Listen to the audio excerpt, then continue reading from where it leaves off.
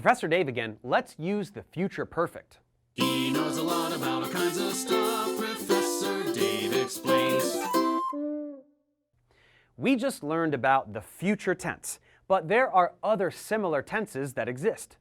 The need for a future perfect tense will make more sense if we look at the etymology of these words. Let's recall that the word perfect means completed, so this tense is specifically used to describe an action completed in the future. This means that if we are looking at two different actions, both happening in the future, one of them will have to take place before the other. Simple future will describe the one farther away from us, or happening later. The closer one, or the one happening sooner, is the future perfect. This is why Italian calls it Futuro Anteriore, because the prefix ante means ahead. Let's clarify with an example. Quando mi sarò laureato, cercherò un lavoro. This literally means, when I will have graduated, I will look for a job. But we must realize that one must graduate before looking for a particular type of job. In this way, the sentence describes two events, both in the future, but one must necessarily precede the other, so we use future perfect first, and then simple future tense. This can be confusing for English speakers because we don't always talk this way. Normally we say something like, when I get home, I will watch TV. Italians would say, when I will have arrived at home, I will watch TV.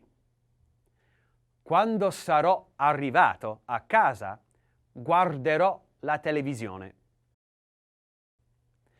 This makes sense when you think about it, because you certainly must be home before you can turn on the TV.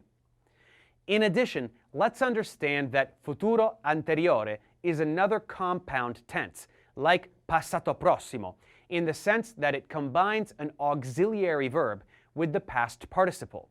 This means that all the previous rules of choosing essere or avere still apply.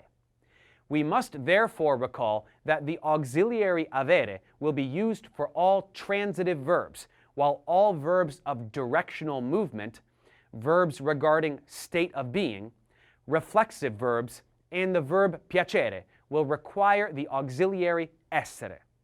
The present form of these auxiliaries will be modified into a future form. Let's go through all the forms for mangiare. Io avrò mangiato. Tu avrai mangiato. Lui o lei avrà mangiato.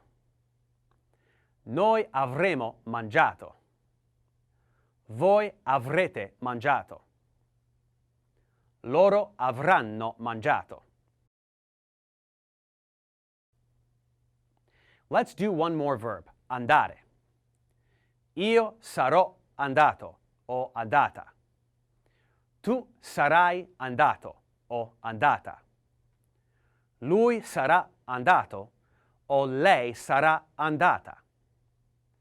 Noi saremo andati o andate. Voi sarete andati o andate. Loro saranno andati o andate. Let's put these into context. Partirò per Roma quando avrò finito il progetto. Andremo in vacanza quando avremo comprato una macchina nuova.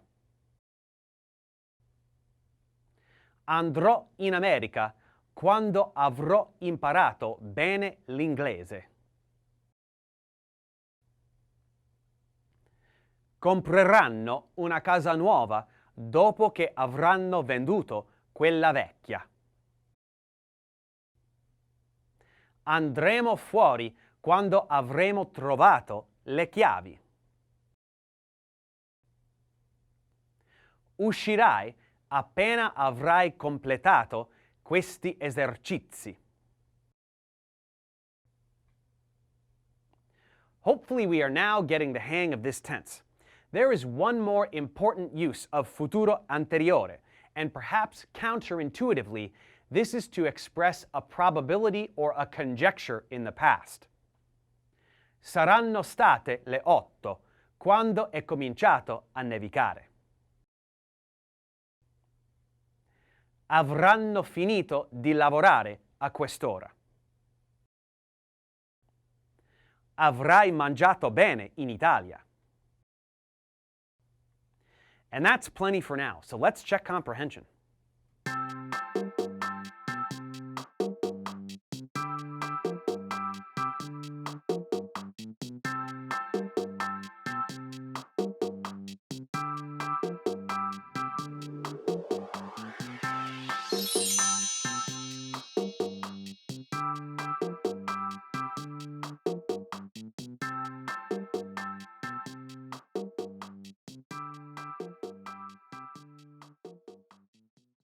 Thanks for watching, guys. Subscribe to my channel for more tutorials. Support me on Patreon so I can keep making content. And as always, feel free to email me, ProfessorDaveExplains@gmail.com.